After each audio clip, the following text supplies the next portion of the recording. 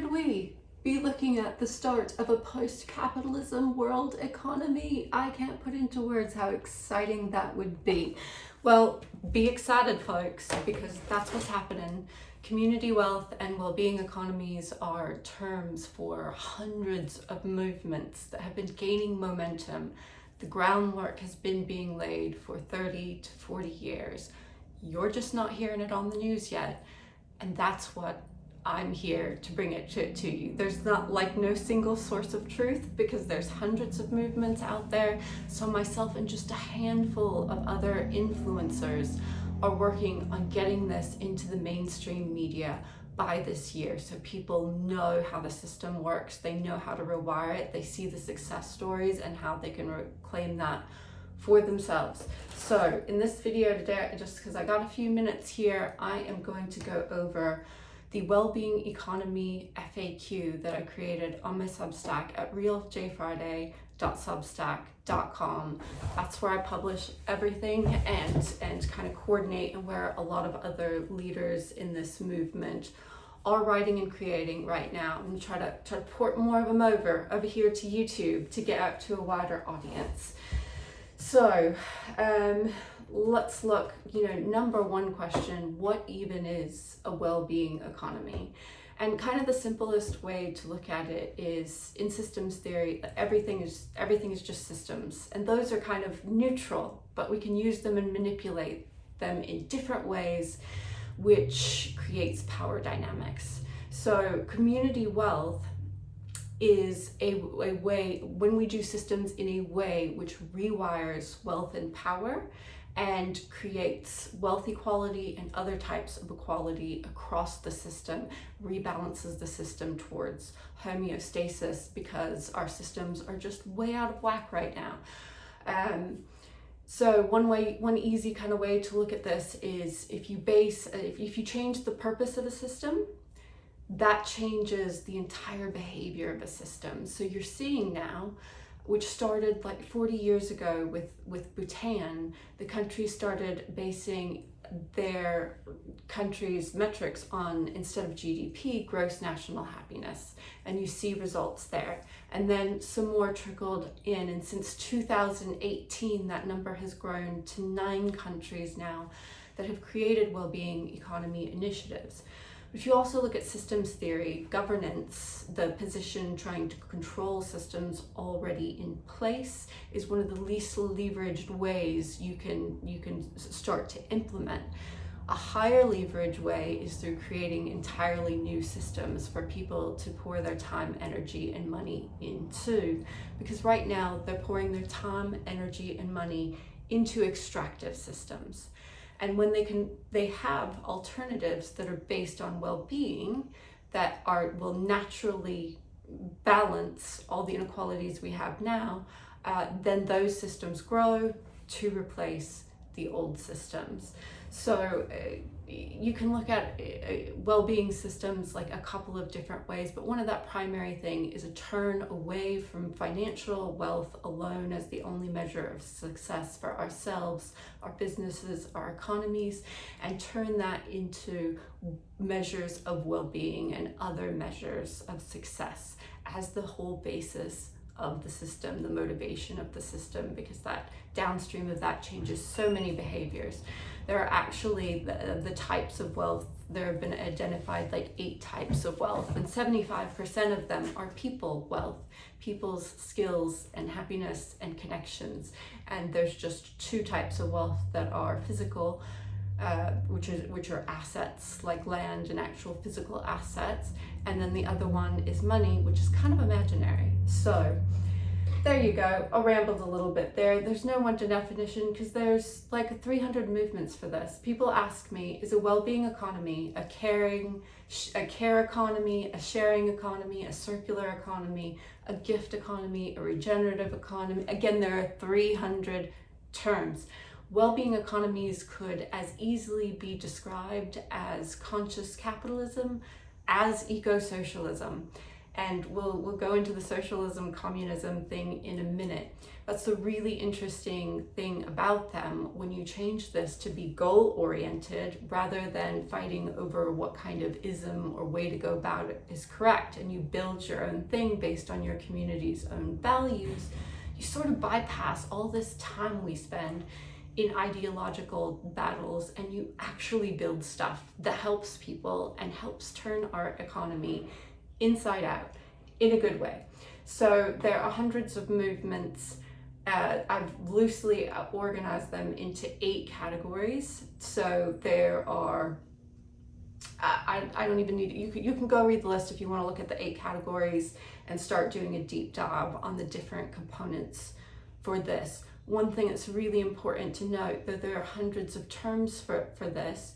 The reason we went with well-being economy is because that's what people responded to best. But it kind of doesn't matter what you call it, but it just, well-being economy has a strong backing for it. It's an umbrella term that encapsulates a lot of the other terms, and it has a lot of momentum with the Wellbeing Economy Alliance. And so we're trying to unify all these movements now and help them form an ecosystem that creates, this meta economy. So we are all on the same page. And that is where I get one of the other most frequently asked questions, which is this just communism? I get asked this over and over and over again. And I will say, I hear you. There are elements in here that sound like communism. There are people arguing whether it is communism, and getting into the nitty-gritty details. Really, when it comes down to it, it's absolutely not. This transcends communism, the communism capitalism debate. Some people still insist that it is, and if that's where you're at, that's what you can use. That's the term you can use, because that's probably the way you are doing it, is in a communist style way, and you really identify with that term. And I hear you and I see you, but you've been shouting some of the values of communism from the rooftops for years and years and years. Communities working together, owning the means of production, etc. And finally, there's a movement taking off that has a component of this, and it probably hurts for it to not be called communism after you've put so much time and effort screaming this from the rooftops for decades. So I hear you on that. It's really hard when you see solutions and nobody wants to implement them. So the problem with communism, though, is it's not entirely accurate. You can certainly do community wealth in a communist way, but one thing you should note is that we are moving beyond left versus right, communism versus capitalism. For a deep dive into this, please watch David Rugg, Project Liminality's most recent video, or one of the 2 most recent videos that shows you how we're moving beyond these isms altogether in this paradigm shift. 2, it's not state controlled, it's not anti-profit, are some of the biggest difference. And just know that these labels create absolutely unnecessary division. So I would ask you to ask yourself, do you want to be right, or do you want solutions to be implemented? Because these words, which we are going to, as a culture, cast away and develop totally new words anyway, that are more accurate for the different, really complex ecosystems we are creating. Really ask yourself, why am I committed to this term? Because these terms carry with them the burden of a lot of hurt and heartache for other people, as much as it does passion and inspiration for you. So what we have found in culture, in various organizations doing research within culture science, is that people respond best actually going beyond labels. We have to have some sort of label to sort of rally around, but in my storytelling, I'm moving to move beyond even the label well-being economy and community wealth entirely. These are the most encompassing terms for everything that's going on. But what people really respond to and are inspired by and will take action on are the definition. The next most popular after well-being economy is the definition: an economy that supports all life. That is what universally almost everybody wants. They would vote yes to that, an economy that supports all life. And even above that, the things that will get them to really invest with something and identify with it and act on it is storytelling.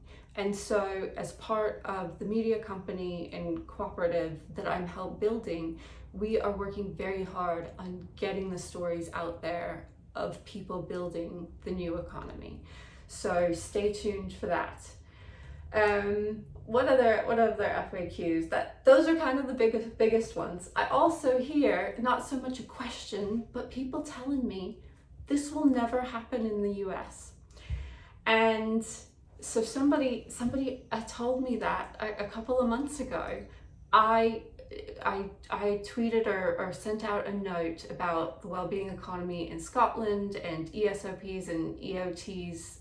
You know, if 40% of the companies were more community owned, it would quadruple the wealth of the bottom 50% or something.